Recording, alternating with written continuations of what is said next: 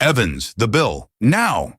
Mr. Henderson's voice, laced with venom, sliced through the cafe's morning hum. All eyes on Amelia and the frail, disoriented woman fumbling for a purse that wasn't there. $4.75 stood between the woman and public humiliation. Amelia knew, with a gut-twisting certainty, her $10 lifeline wouldn't stretch far enough this week. Eviction notice. Leo's inhaler. All screaming louder than Henderson. But she saw her own grandmother in those panicked blue eyes. Something snapped. She'd cover it. A small kindness, right?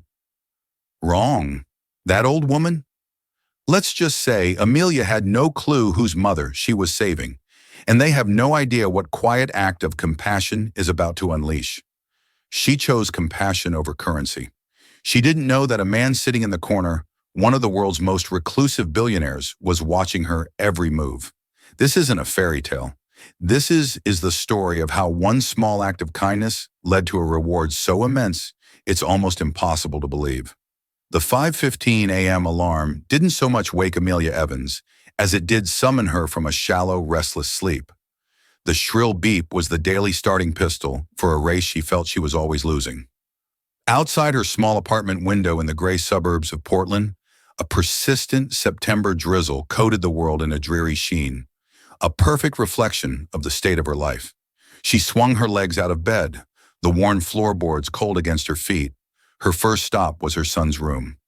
6-year-old Leo was asleep, his small chest rising and falling in a fragile rhythm. A blue inhaler lay on his bedside table, a constant plastic reminder of the medical bills that were stacked on her kitchen counter like a threatening monolith. Leo's asthma was a shadow that followed them everywhere, triggered by the damp chill of their poorly insulated apartment, the stress in his mother's voice, the very air of their poverty. In the kitchen, the reality of her finances hit her as it did every morning. She opened the refrigerator, a half-empty carton of milk, 3 eggs, a wilting lettuce head, and a jar of pickles. That was it. Her gaze drifted to the counter, past the pile of bills to a bright red final notice envelope from their landlord, Mr. Gable. It lay there like a venomous snake, its contents promising homelessness if she couldn't produce $1,100 in overdue rent by the end of the week. Panic, cold and sharp, pricked at her chest. She took a deep breath, mimicking the breathing exercises she taught Leo when his own chest tightened. In through the nose, out through the mouth. She checked her purse, a worn-out leather bag she'd had since high school. Her fingers fumbled inside, pushing past old receipts and a stray crayon, until they found her wallet. She opened it, a single $10 bill and a handful of change. That was it. That was all she had to her name until her paycheck on Friday, which was already entirely spoken for by the landlord, the pharmacy, and the electric company. $10 to last her and Leo for the next 3 days. "It's okay," she whispered to the empty kitchen, a mantra of defiance against the crushing weight. "We'll make it. We always do." Amelia was a dreamer trapped in a realist nightmare. She had once enrolled in the Oregon Culinary Institute, her heart set on becoming a pastry chef. She could close her eyes and smell the buttery bliss of a perfect croissant, feel the delicate art of piping buttercream, the science of a flawless macaron. But then she'd gotten pregnant. Leo's father had vanished like a ghost, and the dream had been shelved, gathering dust behind the harsh reality of waitressing shifts at the daily grind, a downtown coffee shop that was anything but glamorous. She scribbled a quick note for Mrs. Peterson, the elderly woman next door, who watched Leo before his school bus arrived. "Leo has his lunch. Please make sure he uses his inhaler before he leaves. I love you, little lion. Be brave, Mom."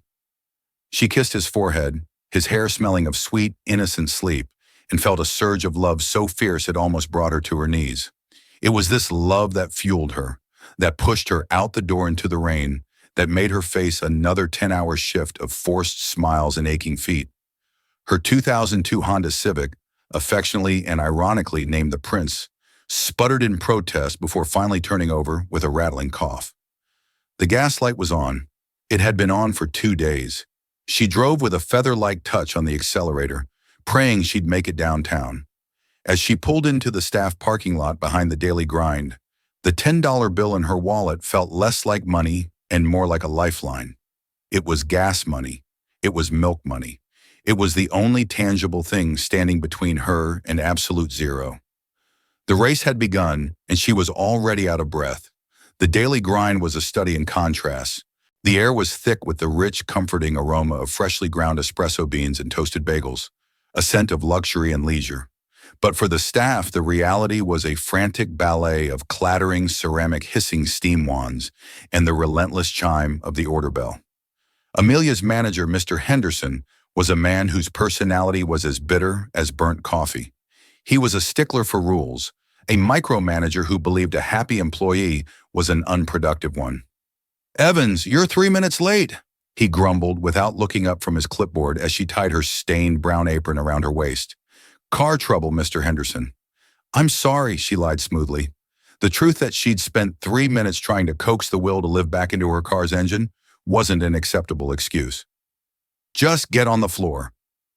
Section C is yours, and for God's sake, try to upsell the pumpkin spice muffins. They're a day old." Amelia plastered on her customer service smile and got to work. The morning rush was a blur of orders, refills, and clearing tables. She moved with an efficiency born of years of practice, her mind a calculator of tips and tables, always trying to stay one step ahead. Around 10:30 a.m., as the initial chaos subsided into a steady hum, an elderly woman shuffled in. She was small and frail, wrapped in a faded lilac coat that seemed a size too big for her. Her white hair was a bit disheveled, and her eyes, a pale, watery blue, seemed to be looking at the world from a great distance. She chose a small table in Amelia's section, a two-top in the corner by the window, where the rain traced sad, meandering paths down the glass. Amelia approached with her notepad. "Good morning. What can I get for you today?" The woman looked up, her gaze unfocused for a moment before landing on Amelia. "Oh, hello, dear. I'd just like a coffee. Black, please. And perhaps one of those nice-looking scone." "The blueberry scone is fresh out of the oven," Amelia offered with a genuine smile. It was a small, harmless lie. They were from yesterday, just like the muffins. But the woman looked like she needed something warm and comforting. "Oh, that would be lovely," the woman said, her voice soft and papery. Amelia brought the coffee and scone over a few minutes later.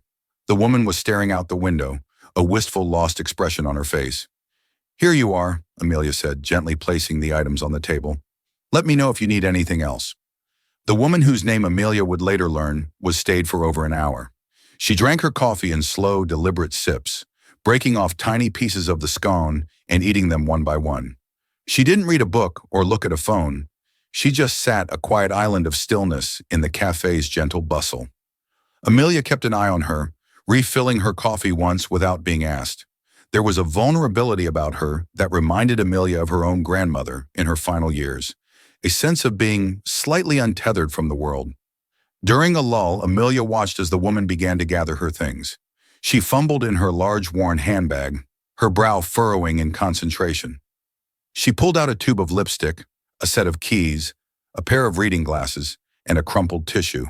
She upended the bag, her search growing more frantic, her breathing quickened a soft, panicked sound. Mr. Henderson noticed from behind the counter. "Evans, is your table in Section C going to pay, or just camp out all day?" He called, his voice sharp enough to cut glass. Amelia walked over to the table, a sense of dread pulling in her stomach. "Is everything all right, Mom?" Elizabeth looked up, her pale blue eyes swimming with tears. I can't find my purse. My wallet. I'm sure I had it when I left the house. My son Robert, he always tells me to double check, but I get so forgetful." Her voice cracked and her hands trembled. "I am so sorry. I don't know what to do." The simple declaration of a lost wallet hung in the air, a minor inconvenience for most. But for this woman, it was a moment of profound shame and fear. She looked utterly humiliated, her dignity crumbling before Amelia's eyes. Mr. Henderson lumbered over his face, a mask of impatience. "Is there a problem here? She's just misplaced her wallet." "Mr. Henderson," Amelia said quickly, trying to shield the old woman from his accusatory glare. "Misplaced it or forgot it?" he sneered, his eyes narrowing. "Listen, lady, this isn't a charity. The bill is $4.75. Coffee and a scone. You either pay it or I'm calling the police. The word police made Elizabeth flinch as if she'd been struck.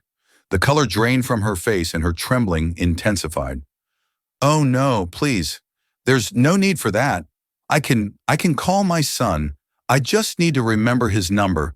It's so hard to remember things these days. She began to weep silently, tears rolling down her wrinkled cheeks into the folds of her coat. The scene was excruciating. Other customers were starting to stare. Amelia felt a hot flush of anger toward her boss and a deep, aching empathy for the woman before her. She saw her own grandmother in those tear-filled eyes. She saw the fear of being old, confused, and alone. In that instant, a choice presented itself clear and absolute. In her pocket, inside her worn wallet, was the $10 bill, her lifeline, her gas money, Leo's milk money. Every rational thought screamed at her to stay out of it. It wasn't her problem. She had her own crisis to manage, her own child to feed. Survival instinct was a powerful primal force. But then she looked at Elizabeth, so frail and frightened, being publicly shamed over less than $5. She thought of Leo and the world she wanted him to grow up in, a world where people helped each other, where kindness wasn't transactional. What was the point of struggling to survive if you lost the best parts of your humanity along the way? The internal battle lasted only a heartbeat. "It's okay, Mr. Henderson. I've got it," Amelia said, her voice firm and clear. Henderson turned to her, his eyebrows raised in disbelief. "You've got it, Evans. You can barely afford your bus pass." "I said I've got it," she repeated, pulling the $10 bill from her wallet. The crisp note felt like a lead weight in her hand. She walked to the register, the eyes of the other patrons following her. She rang up the sale for a 75 and placed her lifeline into the cash drawer. The machine dinged and she handed the change, $525 back to herself. A bizarre and heartbreaking transaction. She walked back to the table and knelt beside the still crying woman. "It's all taken care of," she said softly, placing a hand on Elizabeth's arm. "Please don't you worry about a thing." Elizabeth looked at her, her eyes filled with a mixture of shock and profound gratitude. "But you shouldn't have. That was your money." "It's just coffee," Amelia said with a shrug, trying to make the gesture seem smaller than it felt. "My treat. Do you need me to help you call your son, or would you like me to call a taxi for you?" "Oh, no, dear. Thank you." "You've done more than enough," Elizabeth whispered, wiping her eyes with the back of her hand. She squeezed Amelia's hand tightly. "You have a good heart. A very, very good heart." "Thank you." With a final grateful look, Elizabeth gathered her handbag and slowly made her way out of the coffee shop, disappearing into the gray, rainy street. Amelia watched her go, a hollow feeling in her stomach. She was now down to $5 and some change. She didn't know how she was going to get gas for her car to get home. But as she cleared the empty coffee cup and the plate with a few scone crumbs, she felt something else too. A quiet, unshakable sense that she had done the right thing. She was completely unaware that from another corner table, a man had watched the entire sordid drama unfold. He sat alone, nursing a single espresso. He was dressed in a simple, well-tailored gray suit, but he had a way of being unremarkable, of blending into the background. He hadn't looked at his phone once. His gaze had been fixed on the interaction, his expression unreadable. He had seen Mr. Henderson's cruelty, Ellsworth's distress, and Amelia's quiet, costly grace. The man in the gray suit was Julian Ashworth. To the world, he was a ghost. A legend in the tech and finance industries, he was a billionaire many times over, the architect of a software empire that quietly powered global logistics. But he was also intensely private, his face rarely appearing in newspapers or on television. He valued his anonymity above all else, allowing him to move through the world as an observer, not a spectacle. He hadn't intended to be at the daily grind. He had been in Portland for a series of tense, high-stakes meetings, but that morning he'd received a call that had frozen the blood in his veins. It was from the live-in caregiver for his mother, Elbeth. She had been distraught. Elizabeth, who was in the early stages of Alzheimer's, had slipped out of the house while the caregiver was on the phone. She had been gone for over an hour. Julian had immediately canceled his meetings and started driving the streets of his mother's neighborhood, his heart pounding with a dread he hadn't felt in years. He knew her habits. He knew she loved quiet coffee shops, a holdover from her life before the disease began its cruel theft of her memories. He'd been checking every cafe in a 5-kilometer radius. Seeing her through the window of the daily grind, seemingly safe, had brought a wave of relief so powerful it almost buckled his knees. He had decided to watch her for a moment before going in to give her a sense of independence. But then he saw the scene at the counter unfold. He watched as his mother, the proud, elegant woman who had raised him, fumbled in her bag. Her mind clouded by confusion. He felt a hot spike of rage at the manager's callousness, his threat to call the police on a bewildered old woman. And then he saw Amelia. He saw the waitress, who looked tired and stressed, step in without hesitation. He saw her face as she made the decision, the quick flash of conflict followed by a resolute calm. He saw her use what was likely her own grocery money to protect his mother's dignity. It was a raw, unperformative act of human decency, the kind he rarely witnessed in his world of calculated transactions and strategic philanthropy. It was pure. He felt a profound sense of shame that a stranger had shown his mother more compassion in that moment than he had in months. He had been so consumed by his work, he'd left her care to others, assuaging his guilt with money. This young woman, who clearly had so little, had given what she couldn't afford. As Amelia cleared his mother's table, Julian discreetly flagged her down. "Check, please," he said, his voice quiet and even. "Of course," Amelia replied, her professional smile back in place, though her eyes looked strained. She brought the check for his $350 sound espresso. Julian placed his credit card on the small tray, a black featureless card made of anodized metal. Along with it, he took a crisp $100 bill from his wallet and placed it on top. Then he paused. $100 felt like an insult. It was a rich man's casual tip, a gesture that cost him nothing. It didn't reflect the magnitude of what he had just seen. He put the 100 back in his wallet. He took out his pen, and on the tip line of the receipt, he wrote in a clear, steady hand, $1,000. Below it, on the signature line, he simply signed J. Ashworth. He added a small note at the bottom for your kindness. He stood up, placed the receipt folder on the table, and walked out of the cafe without a backward glance, his mind already formulating a much grander plan. A few minutes later, Amelia came to clear the table. She picked up the folder, expecting a few dollars at most. When she opened it, she froze. Her eyes scanned the numbers again and again, convinced it was a mistake. $1,000, a comma, and 2 zero. It couldn't be real. People didn't leave $1,000 tips on a $3 coffee. Maybe he meant $10. And his decimal point was in the wrong place. Her hands trembled as she showed it to Sarah, the other waitress on duty. "No way," Sarah breathed, her eyes wide. "Amelia, that's a $1,000. Amelia took the receipt to Mr. Henderson, her heart hammering against her ribs. "Mr. Henderson, I think this customer made a mistake." Henderson snatched the slip from her. He stared at it, his jaw tightening with envy. He ran the card. The transaction went through instantly. Approved. "No mistake," he grunted, handing the slip back to her. "The house policy is that credit card tips are paid out in cash at the end of the shift. Don't expect this to happen again."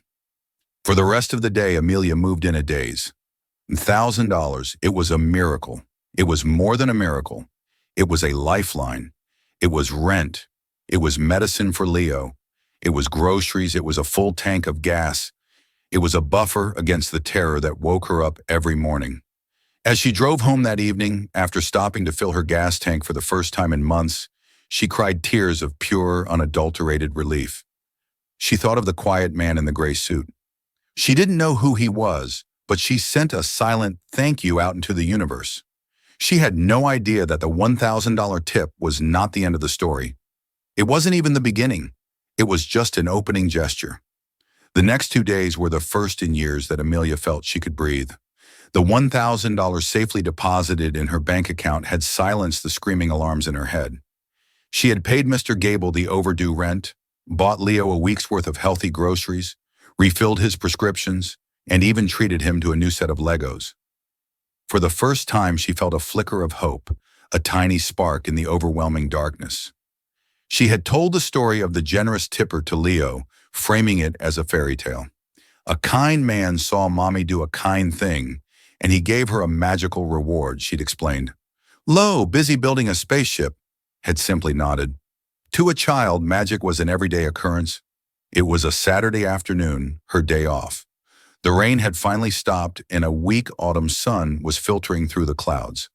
Amelia was on the floor of the living room, with Leo helping him find the right piece for his Lego creation when a sharp, authoritative knock echoed from their apartment door. It wasn't Mr. Gable's lazy, shuffling knock or Mrs. Peterson's gentle tap. This was different. It was precise and commanding. Amelia's heart gave a nervous flutter. She opened the door a crack. Standing in the hallway was a man who looked distinctly out of place in their run-down apartment building. He was tall and impeccably dressed in a dark navy blue suit that was clearly bespoke. His shoes were polished to a mirror shine, and he held a sleek leather briefcase. He looked like he had just stepped out of a boardroom on Wall Street. "Amelia Evans," he asked. His voice was polite, but carried an air of non-nonsense professionalism. "Yes," Amelia said, clutching the doorknob. "My name is Marcus Davis. I am a representative for Mr. Julian Ashworth. May I have a moment of your time?" The name meant nothing to her. She thought back to the credit card slip. J. Ashworth. A jolt went through her. This had to be about the tip. Maybe he wanted it back. Maybe it really was a mistake. The familiar dread returned cold and sickening. Is there a problem?" she asked, her voice barely a whisper. Mr. Davies offered a small, reassuring smile. "Quite the opposite, Miss Evans. Mr. Ashworth was very impressed by your conduct the other day at the Daily Grind. He has asked to meet with you." Amelia stared at him, bewildered. "Meet with me? Why?" He would prefer to explain that himself. "He has sent a car for you. It's waiting downstairs. He understands this is highly unusual, but he has assured me it is a matter of great importance. You will not be inconvenienced, and you will be returned home within 2 hours." He glanced past her at Leo. "Your son is welcome to come, of course.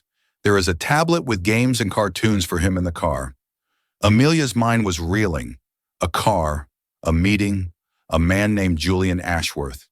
It felt like a scene from a movie. Part of her wanted to slam the door and hide. It was too strange, too far outside the realm of her reality.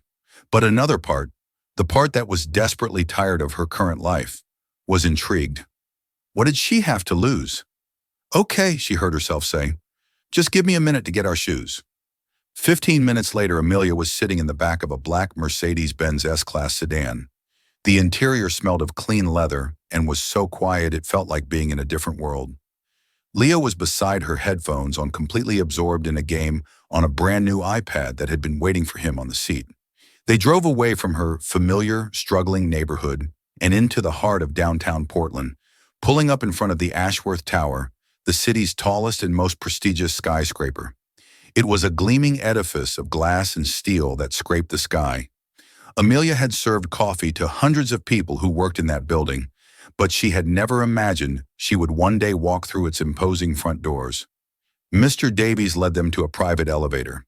He pressed a button for the penthouse floor, a floor with no number, just a single gold star. As the elevator ascended silently and swiftly, Amelia felt a growing sense of vertigo that had nothing to do with the height. Her life, it seemed, was about to change. She just had no idea how profoundly. The private elevator ascended the Ashworth Tower in an unnerving whisper's soft silence. There was no gentle hum of machinery, no music, just a seamless, swift climb that made Amelia's ears pop. With each passing floor, she felt as if she were leaving her own world further and further below, rising into an atmosphere too thin for her to breathe. She clutched Leo's hand, his small, warm fingers, a grounding anchor in the dizzying unreality of the moment. She felt profoundly out of place in her slightly faded jeans, and the best sweater she owned, a simple gray knit that suddenly felt shabby and worn. The elevator doors opened not into a hallway, but directly into the sky. That was the first impression.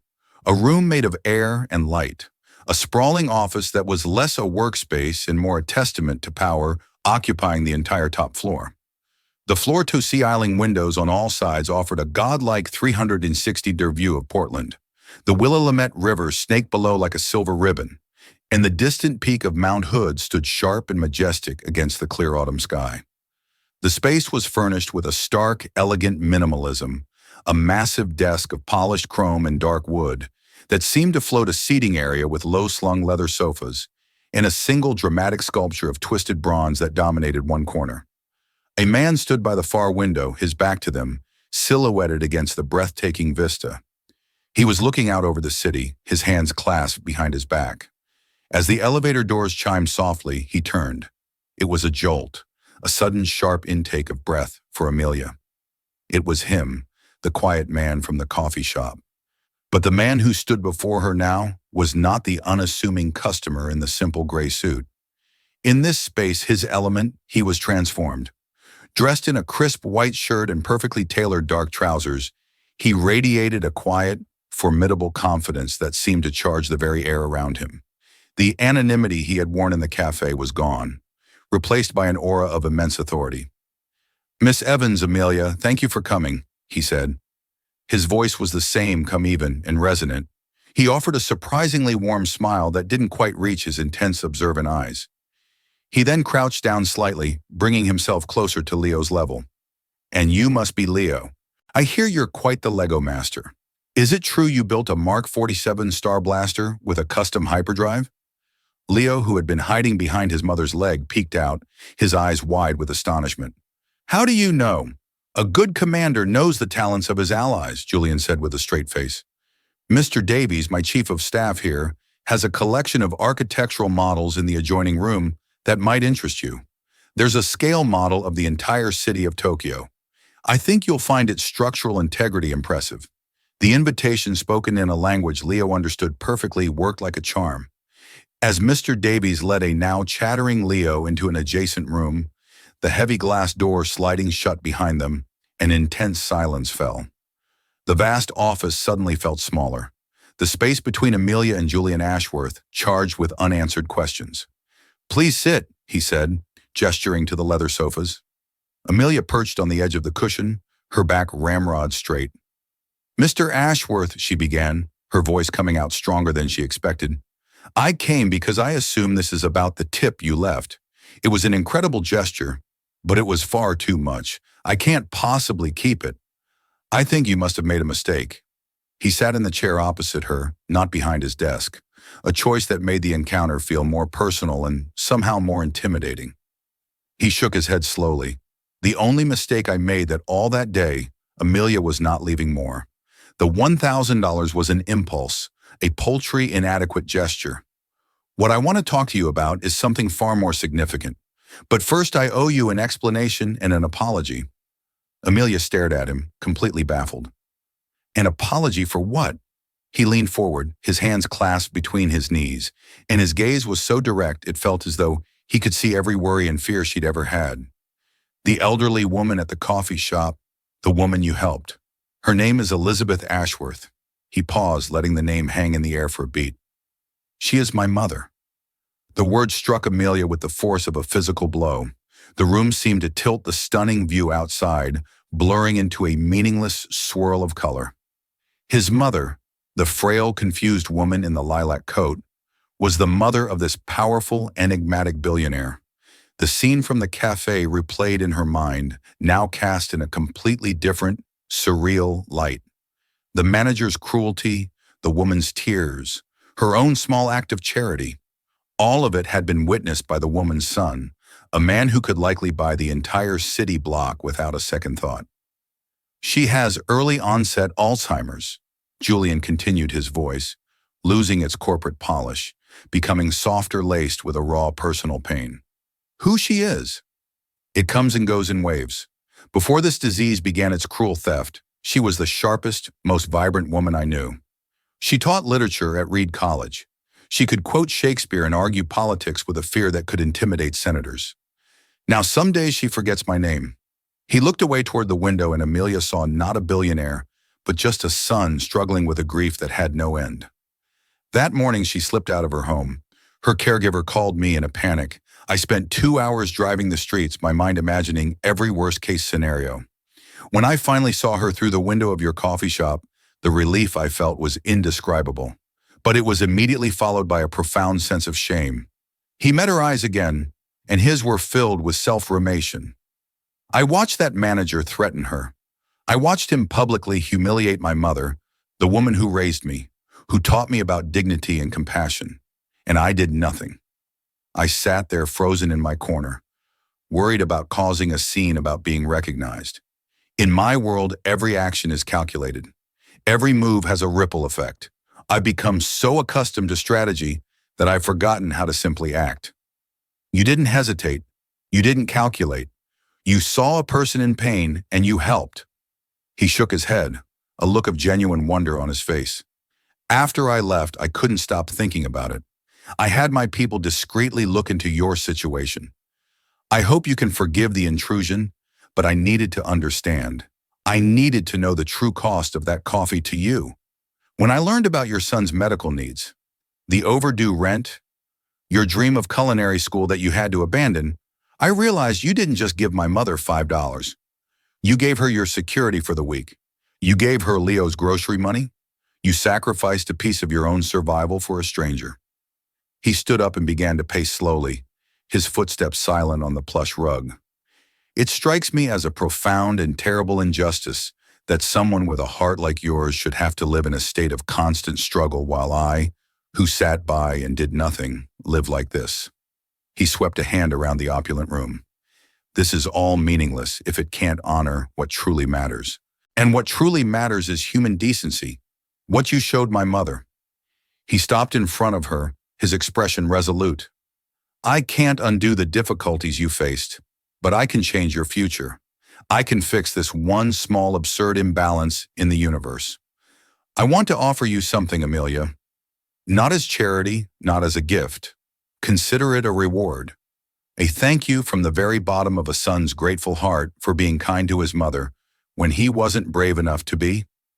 He took a deep breath, and the final words landed with the weight of destiny. I want to give you a house. Amelia stared at Julian Ashworth. The words, I want to give you a house, echoing in the cavernous silence of the penthouse office. Her brain, conditioned by years of scarcity and disappointment, simply refused to process them. The statement was so far beyond the realm of possibility that her first fleeting thought was that this was some kind of elaborate, cruel joke. Her second thought was that this quiet, powerful man was certifiably insane. A short, hysterical laugh escaped her lips before she could stifle it. A house, she repeated the words, sounding absurd and foreign on her tongue. Mr. Ashworth, with all due respect, people don't just give other people houses, especially not for a cup of coffee. It was never about the coffee. Amelia, Julian said, his voice patient and unwavering, as if he had anticipated her disbelief. And yes, they do, when the reason is important enough. He stood and walked back to the panoramic window, gesturing for her to join him. Reluctantly, as if in a trance, she rose and stood beside him, the entire city sprawling beneath him, like a map of a life she was no longer a part of. He pointed towards a cluster of deep green hills southwest of the city, an exclusive old money area, known for its beautiful sprawling properties and canopies of ancient Douglas firs. It's on Hawthorne Hill, he said, his voice taking on a softer, more nostalgic tone. My father built it. He was a carpenter before he was a businessman, and he put his soul into that place. I can still smell the sawdust. My mother planted the climbing roses on the front trellis herself. He paused, lost in a memory. It's been empty for years ever since my father passed, and I moved my mother to a more manageable single-story residence closer to her doctors. It's a place filled with memories, but it has become a monument, a museum. It's been silent for too long. A house like that, it has a spirit, and its spirit is dying. It needs laughter. It needs the smell of baking bread. It needs a family. It needs to be a home again. He turned to look at her, and the sincerity in his eyes was so profound, it made her want to look away. I saw you with your son, Amelia. I see the way you fight for him. That house has 5 bedrooms, a garden big enough for a dozen 6-year-olds to wage epic adventures in, and a kitchen that a certain aspiring pastry chef could only dream of. He gave her a small, knowing smile. I know about your dream, Amelia, the one you had to put on hold. It's not right that a dream like that should die because the world is hard. Tears began to well in Amelia's eyes, hot and overwhelming. This was too much.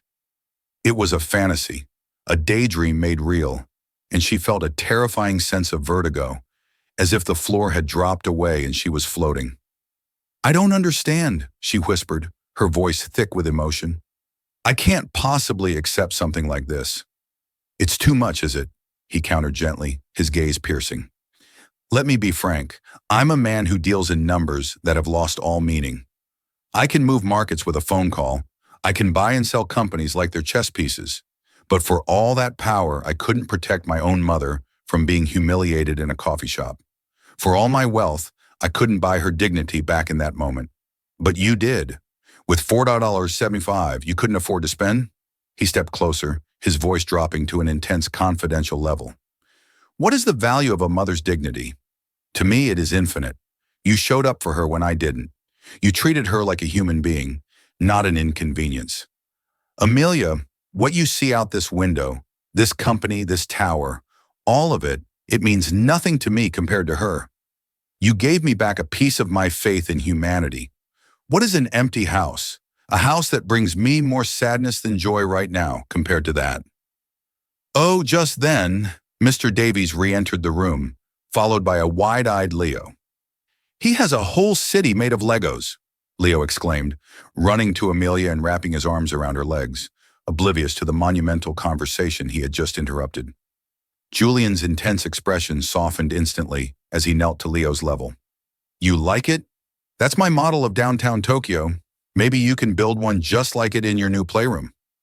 He then straightened up and took a simple, elegant black folder from Mr. Davis, handing it to Amelia. Her hands trembled so much she could barely take it. Inside, he said, "is the deed to the house at 714 Hawthorne Crest Drive. It has been transferred to your name effective immediately. It is, of course, mortgage-free. The property taxes have been prepaid for the next 20 years through a trust. Also inside is a financial portfolio managed by Mr. Davis, which will provide you with a substantial annual income. You will never have to worry about a rent notice or a medical bill again. And finally, there is a letter of acceptance and a fully funded, open-ended scholarship for you to re-enroll at the Oregon Culinary Institute. Start next semester or 10 years from now. It will be there when you are ready." With trembling fingers, Amelia opened the folder. She saw her name, Amelia Rose Evans, on official-looking documents. She saw the address. She saw financial statements with numbers so large they seemed typographical errors. It was real. This was all real. The dam of composure she had maintained for years finally broke. The tears she had been holding back began to fall freely silent. Hot tracks of relief and disbelief.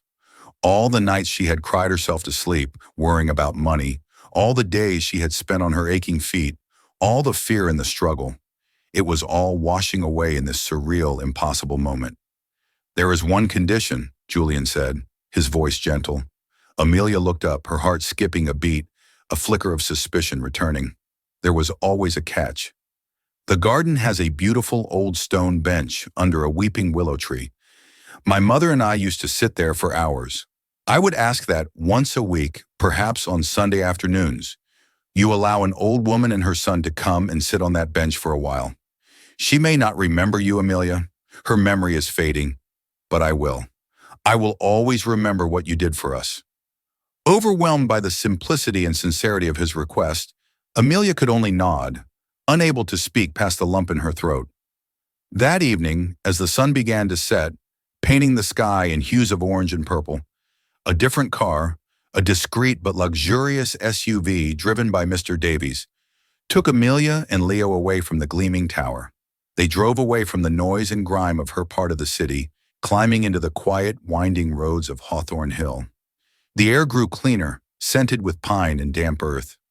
Massive trees formed a canopy over the road, and beautiful stately homes sat nestled behind old stone walls. "Are we going to a castle, Mommy?" Leo asked, his face pressed against the window. "Something like that, my love," Amelia whispered, her own eyes wide with wonder. Mr. Davies turned onto a private lane marked Hawthorne Crest Drive. He stopped before a set of wrought-iron gates which swung open silently. They proceeded up a long curving driveway, lined with towering trees. And then the house came into view. It wasn't a sterile modern mansion of glass and steel. It was a masterpiece of stone and dark timber, with a steep slate-tiled roof and ivy climbing the walls. Every window was lit from within, casting a warm, welcoming glow that seemed to push back the twilight. It didn't look like a house. It looked like a home that had been waiting for them. Mr. Davies parked the car and came around to open her door. He handed her a single, heavy, ornate brass key. "Welcome home, Miss Evans." Amelia took the key, its weight a solid, tangible anchor in the swirling sea of her emotions. She walked with Leo to the massive oak front door. For a moment, she just stood there, her hand hovering over the keyhole. This was the threshold between her old life and her new one. Taking a deep, shuddering breath, she slid the key into the lock and turned. The door swung open into a grand foyer with a soaring ceiling and a gracefully curving staircase. The air inside smelled of beeswax old wood and a faint, pleasant scent of dried lavender. Directly ahead, through a wide archway, was a sunken living room where a fire was already crackling merrily in a floor-to-ceiling stone fireplace. The room was filled with deep, comfortable-looking sofas, and the walls were lined with built-in bookshelves, groaning with hundreds of books. On the mantelpiece, amongst tasteful decorations, were framed family photos, a smiling couple on their wedding day, a young boy with a gap-toothed grin holding a fish. Julian. Wow. Leo breathed, his small voice echoing in the grand space. He let go of her hand and ran into the living room, his sneakers squeaking on the polished hardwood floors.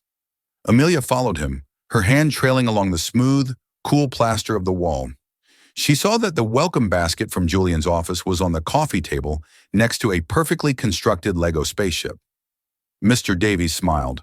Mr. Ashworth arranged for a few essentials. The pantry and refrigerator are fully stocked. He thought you shouldn't have to worry about groceries for your first few nights. He then led her towards the back of the house. "I believe this is the room you'll be most interested in." He pushed open a swinging door and Amelia gasped. It was the kitchen from her dreams. It was enormous with a massive marble-topped island in the center. A professional 6-burner wolf range sat against one wall with a set of gleaming copper pots and pans hanging from a rack above it. The refrigerator was a restaurant-grade glass door, Sub-Zero. She ran her hand over the cool marble, her fingertips tracing the gray veins in the stone. She imagined rolling out dough for croissants, piping delicate macarons, the scent of vanilla and caramel, filling this incredible space. For the first time, her dream didn't feel like a dusty, forgotten relic. It felt like a promise. They explored the rest of the house. There was a cozy library, a formal dining room, and 4 guest bedrooms, each beautifully appointed. Finally, Mr. Davies led them up the stairs to a room at the end of the hall. The door was painted a cheerful sky blue. He opened it to reveal a child's paradise. The walls were covered in a hand-painted mural of planets and stars. A bed was shaped like a rocket ship, and in the corner, a massive table was covered with what seemed like every Lego set in existence. Leo let out a squeal of pure joy and dove right in. The last room was the master suite. It was a sanctuary of calm, decorated in soft creams and blues, with a large bed piled high with pillows and a fluffy duvet. French doors led out to a small stone balcony. Amelia stepped outside into the crisp night air. The balcony overlooked the expansive backyard garden, which was bathed in the soft glow of landscape lighting. And there, just as Julian had described, was a majestic weeping willow tree, its long branches gently swaying in the breeze. Beneath it sat a simple, weathered stone bench. Standing there, listening to the joyful sounds of her son playing in his new room, surrounded by a peace and security, she had never known the full reality of the day washed over her. It had all started with a choice, a $4 choice made from the heart. She hadn't known she was being watched. She hadn't expected a reward. But in a world that so often felt cold and transactional, her one small act of grace had rippled outwards, touching the heart of a lonely billionaire and changing her life and her son's life forever. The crushing weight she had carried on her shoulders for years was gone, replaced by a feeling so light it felt like she could fly. It wasn't just freedom, it was a new beginning, a blank page, a chance to finally build the life she had only ever dared to dream of. Amelia's story is a powerful reminder that we are all connected in ways we can't possibly imagine. Her journey from the brink of eviction to a life of security wasn't luck. It was the direct result of a single compassionate choice. In a moment of crisis, when it would have been easier to look away, she chose to see another person's pain and act. She didn't know the elderly woman was a billionaire's mother, and it didn't matter. She treated her with kindness because it was the right thing to do. This story proves that the ripples of our actions, no matter how small, can travel farther than we think. You never know whose life you might touch or how that single act of grace might come back to you. So if Amelia's incredible true life story moved you, please give this video a like and share it with someone who needs a reminder that goodness still exists in the world. And don't forget to subscribe to our channel and hit the notification bell for more inspiring stories that prove one person can and does make a difference. What's the kindest thing a stranger has ever done for you? Let us know in the comments below.